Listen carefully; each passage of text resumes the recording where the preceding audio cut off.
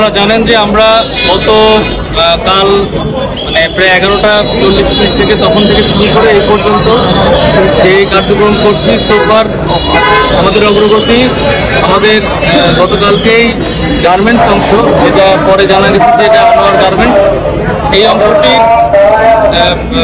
যে ফায়ারটা নিয়ন্ত্রণ হয়েছে এবং আমরা যে পাশে কেমিক্যালের যে গোডাউন, এটা আলম ট্রেডার্স নামে পরিচিত, সেই গোডাউনের যে আগুনটা আমরা এই 1420 ঘটিকায় আমরা নিয়ন্ত্রণ ঘোষণা করেছি। 1420 ঘটিকায় আমরা নিয়ন্ত্রণ ঘোষণা করেছি। তবে এখানে বেশ কিছু বিষয় রয়েছে, আপনাদের এটা বুঝতে হবে। যেহেতু এটা একটা কেমিক্যাল গোডাউন এবং এখানে প্রায় 6-7 ধরনের বিভিন্ন ধরনের রাসায়নিক দ্রব্য রয়েছে, যেটার মাত্রা এখন আমরা যাচাই বাছাই করতে পারিনি। তবে পুরো গোডাউন ভরা যে বিভিন্ন রাসায়নিক দ্রব্য, এটা আমরা ধাপে ধাপে প্রোগ্রেসিভ ওয়েতে আমরা এটাকে ড্রেন আউট করছি। দ্যাট মিনস পানি দিয়ে ফায়ার ফ্লাড করে এটাকে আমরা ড্রেন আউট করছি ধাপে ধাপে। এটার সময় সাপেক্ষ একটি বিষয়, আমরা সিস্টেমেটিক কাজ করছি।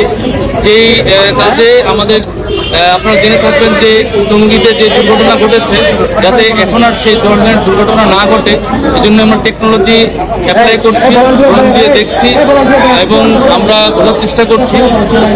আপনাদের জ্ঞাতার্থে আরেকটু জানাচ্ছি যে আমাদের এই যে আলম ট্রেডার্সের যে ভবনটা, এটা কিন্তু অনেকটা ড্যামেজ হয়েছে।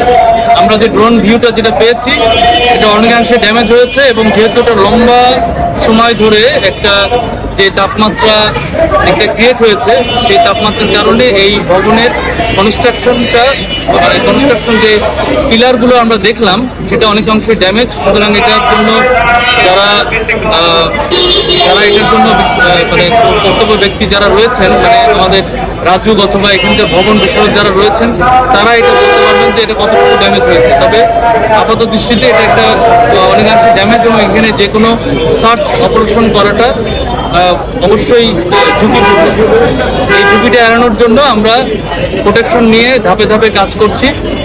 এর সার্চ অপারেশন চালানোর জন্য আরো সময় লাগবে এবং আমাদের হয়তো আরো 34 ঘন্টা কি আরো 72 ঘন্টাও আমাদের ওয়েট করা লাগতে পারে।